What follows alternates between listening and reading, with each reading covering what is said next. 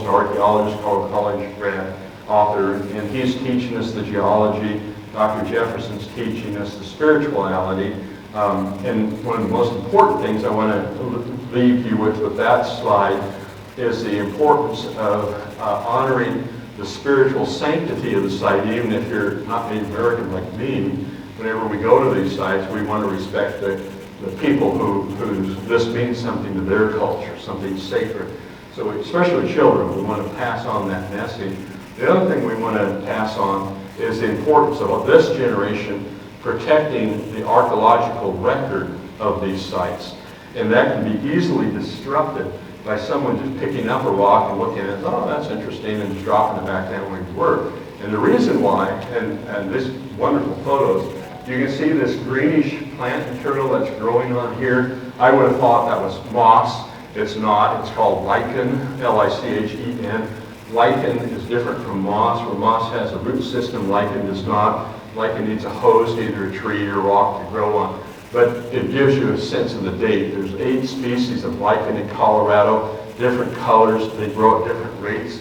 But the important thing is when lichen is growing in place, in situ, in those rock features, it creates what's called as a lichen bridge. So we have a lichen bridge right here that Dean's photographing, my buddy, and is connecting that rock to that rock, and that is a natural bridge that over time had to form over several years, maybe generations. And so if you picked up one of those other ones, you've broken disrupted that archaeological record that lichen bridging gives. So we always teach wherever you go to these sites, to respect both the archaeological importance of that site as well as the spiritual sanctity. Well, almost without exception, and this was a reverse in thinking, when we used to go out and find a prayer tree, we'd say, oh, let's go look for another one. Then almost as an afterthought, we'd say, oh, I wonder if there's any stone features or fire pits or teepee rings. So, and you almost never found one. Once in a while, you might come across something. But if you go the other way around, if you start with a stone feature first, 9 times out of 10, you're going to find, if you're in the mountains or you're anywhere where there's trees where that could have been modified, 9 times out of 10, if you start with where there's a stone feature, a fire pit or a teepee ring or a medicine wheel, and you're anywhere near the forested areas where you're going to find forest, you're going to find a culturally modified tree. So all of these arrowheads, projectile points, there was even some beads, there was a shell which was used sometimes by the Native American people for a form of currency, for money. On the cover of my first book, on this ranch in northern El Paso County, there were probably 4 boxes of these projectile points and tools that were found in association with those trees. So when someone says, oh, these trees can't be, artifacts from Native American people, well, we recognize all of those features, stone features, and they're all around here. So clearly they don't have an idea what they're talking about. Let's go to the next one, Bruce. I think I'm getting close to the end. Is that good news? And show you this video. The 2 widely accepted types of Native American culture modified trees are called the large peel bark trees, and this one's in the sand dunes national park. And see, this is a big Ponderosa. You have a peel here and then a separate cut here. So remember these cuts, they're usually lower left, upper right, like 11 o'clock to 1 o'clock position, separate cut here. A peel extraction, probably for medicinal purposes, nutritional could be an option, but it's different than this pattern up above here. This is a lightning strike. So what's interesting is it's pointed right to where it's peeled. So that may have been seen as something sacred, a sign that this is where we need to get the medicine from. So on the same tree, we're seeing a natural lightning strike compared to a man-made large peel bark. On the right, we see 3 trees that are connected. We see this is a younger tree here. Let me go so Kevin can get up on the video. This tree here is obviously younger than this tree. Ponderosas, they get this orangish cinnamon color as they age. It takes about 200 years to get the age. By the time they get full-on orange like this one, they're at their half-life 300 to 400 years old. Again, they can live 600 to 800 years old. So this is a much younger tree, although it's old. It's 150, 200 years old. But you can see a serrated edge down here at the bottom, which is being taken from another tree and grafted on here. There's a metal rod through here, almost like a pin, almost like they stapled it on there. And the Ute had access to metal instruments once they started trading with the Spanish. So that could go back, several centuries. The other generally accepted type, besides the large tree of art, is called an arbor glyph. And on this tree, there is an arbor glyph, and it's of a maiden, young Indian woman. She's looking to the left. You can see just the top of her head and her eye, her nose, her mouth, and her hair is back here. So the arbor glyph and the peel bark are the two generally accepted types. Next one, Bruce. Anybody see that arbor glyph? Anybody see it made? It took me a couple of times to stare at it. But here's an easier one, and it's of a man walking, and you can see his legs. So what they've done is they've peeled the bark behind here. It's like a bas relief. I think I'm pronouncing that wrong. So we have a man walking from your right to your left. This is his left leg. This is thigh, his knee, his calf. And these are his toes. You can actually count the 5 toes. This is his back leg. You can see his heels up. If you follow up here, you'll see his head. He's looking to the left. It's a profile. You see an eye. His nose is now top of his head. His hair or his braid that's coming down here. And then you realize there's other legs back behind here. And that was visible with the sunlight striking it, the leg, on the morning of the summer solstice in 2017 when we were in San Juan. On the right's another oval-shaped peel with this large burl on the right that has kind of the shape of a buffalo head. We think since the peel was man-made, that quite likely that burl might have been man-made. Next one.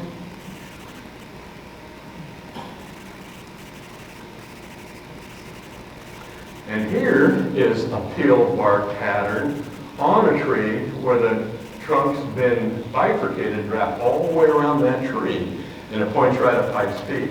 The one on the right has 2 sets of peel bark. This set lower, about where my knees are, and then up above my head you can see the peel. So this trunk that's been bent, separated, the part of the trunk over my shoulder points straight south on a 180-degree compass setting. The one on the right points over the great sand dunes on the sunset of the summer solstice. Magnificent tree.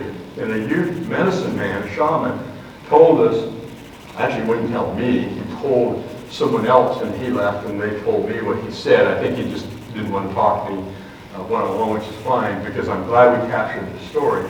He said the cambium, the extraction of the inner bark for medicinal purposes on their tradition often corresponded with where the injury or the wound was that they were trying to heal. So maybe someone had a head injury in the lower body. Next one, Bruce.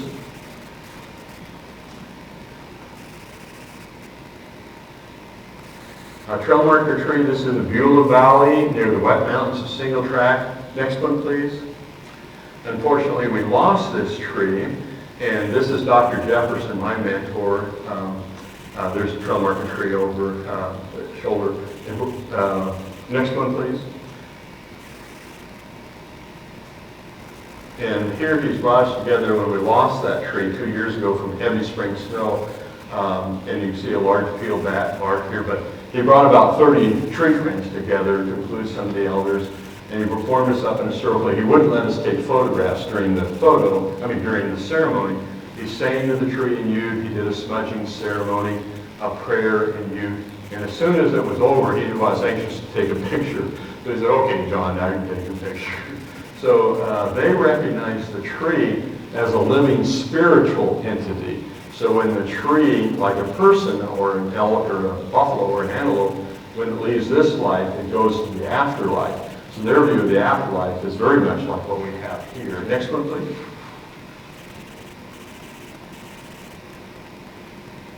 This is Chief Severo in the first row with the tribal badge. And again, he's the great-grandfather of Chief, or of Dr. Jefferson, sub-chief of Uray. Next one, please. This photograph had never been published either, so we found it in the archives of Special Collections, Pikes Peak Library District. And I'm glad that we were able to find that photograph. So these trees are direct link back to those people. This is a large peel bark on this tree. There's a peel bark on this tree over here. This one creates an opening. You can see the tree on the right's been reshaped. It's fused into this tree. This is a special tree on the left, and we're going to see this tree again here in this video, but I think it's on the next slide. So remember this peel bark pattern, because she'll talk about that, and it's similar to this pattern, with the exception that that first cut almost always, 90% of the time, starts this direction. That one starts on this side. So 9 times out of 10, you'll see that angle of that cut going from lower left to upper right. Could be a coincidence, but about 11% of the population is left-handed. So we're guessing that maybe who did this modification originally with that cut was native, was left-handed. And so the pattern you'll see is a cut at the top. These are gouge marks where they're extracting that of bark, and then they rip the bark off at the bottom. So that cut, gouge, tear, you see repeated. Next slide. This is the one we wanted. This is the 4-minute video. And we got one closing slide. We'll take questions, and we'll be on our way.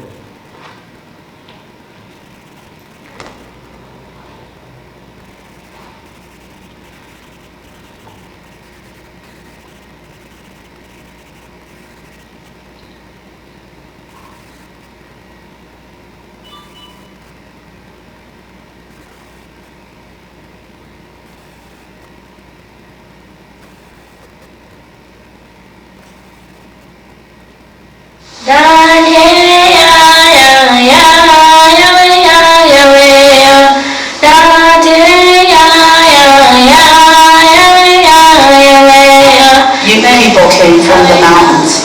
We're mountain people. And for years I've been taking kids out, traveling, getting them off the reservation. So, because I want them to learn so they could know their ancestral land.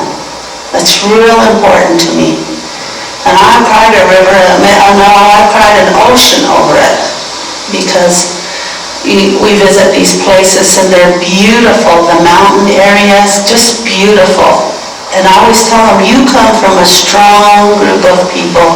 Your ancestors were so strong because they lived in the mountains. I think, wow, my ancestors walked on the same trail and I'm here. And it really touches my soul. Well, I think most of the trees that have been found in these areas, they're all pointing to Pikes Peak. They're not just trail markers, but they're places to where you could have an offering, present your offering. And in our case, we bring tobacco as an offering, which is a sacred plant.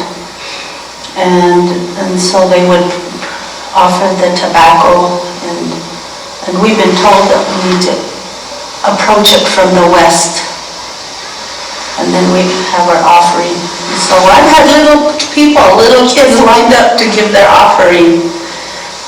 So we believe that everything is living. And so when I come to the tree, that's my prayer being offered, but it becomes part of that tree. My soul, my feeling, my emotions that I'm feeling is given. There were 3 markings on this particular tree, and we call it the Holy Woman tree. What they would do is bend the tree, and this would be the altar. Speaking to the tree, you say you're going to offer tobacco. And the offering goes, the prayer is to Creator, is where ultimately the prayer goes. And then you have speaking to the ancestors, because that's the important part of my travels in the different areas that I travel where our ancestors were. And what I want to say when I'm praying is tell the ancestors that we care and love them. And I'm here to be with their spirit, because we know they're around, they're here. and then to the spirit of the tree, the prayer tree, because the prayer tree is holding the prayers, and so then it goes to Creator. So I never want to say anything that's untruth. I want to be as honest, whatever ancestors want me to give, to share about, what happened long ago and why we do things is going to come from them. A long time ago, they didn't have refrigerators, so to save the berries, they would just spread them out on my ancestors need a voice. And I feel like that I have been, one of the chosen people to speak the truth of our ancestors. And I want to know more. I want to know the songs. I want to know the dances. I want to know the ceremonies. So it's like I'm just barely at the tip of the iceberg now.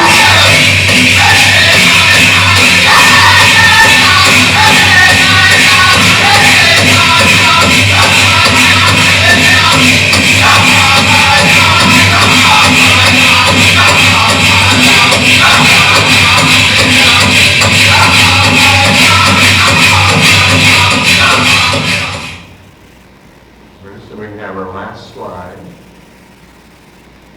And Laura, if we could bring up the house lights so I can see if there's any questions. I wanted to end with that video with this statement, is don't take my word for these trees, these prayer trees being sacred to the Ute people and the other Native American people. Take her word for it. Take Loya Aram's word for it. Unfortunately, we lost Loya 2 years ago. So the only thing she left behind was this video, this recording that we have to share. So we have created this nonprofit organization, Native American Sacred Trees in Places.org. We had our annual conference. We've had 8 annual conferences. We had to do our annual conference 2 weeks ago, 2-day conference using Zoom, which was kind of a pain. The only good thing is we captured 2 whole days worth of presentations.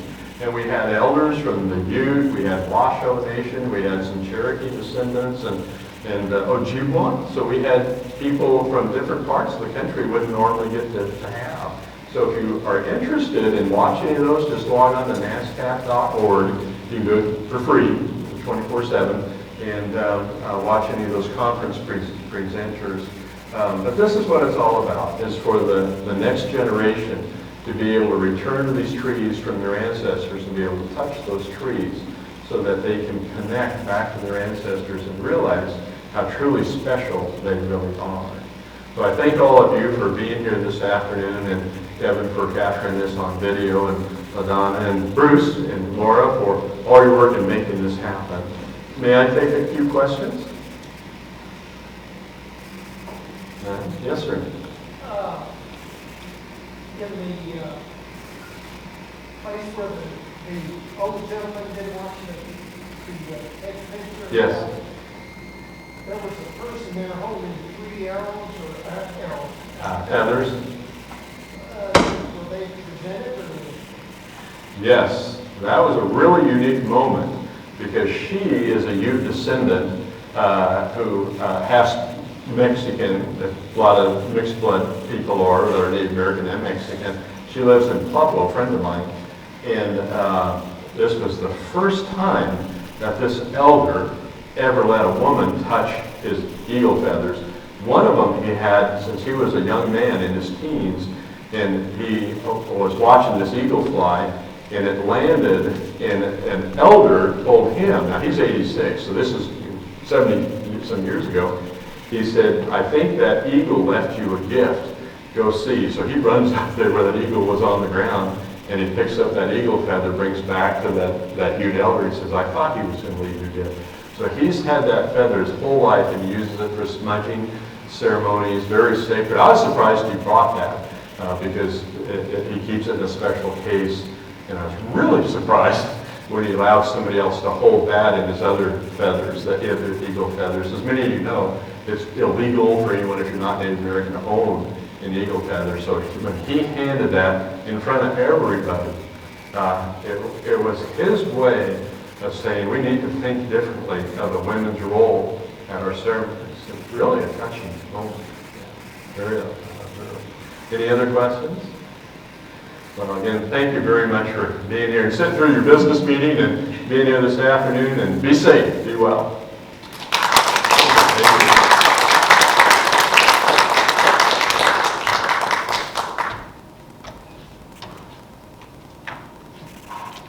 Thank you. Thank you, Mr. Anderson. Wasn't that just wonderful? We have a presentation for you. First and foremost is we have this little certificate, and it says, in appreciation to John Anderson, the Bensport chapter of the Santa Fe Trail Association members extend to you a complimentary family membership in our chapter for the years, this year and next year, 20 and 21. And so you can come along and join us wherever you want to. And with your 200-year anniversary, I'll be back. Now, all right. We hope you will enjoy receiving our bi-weekly and quarterly newsletters, and perhaps you'll even decide to join us again along the trail.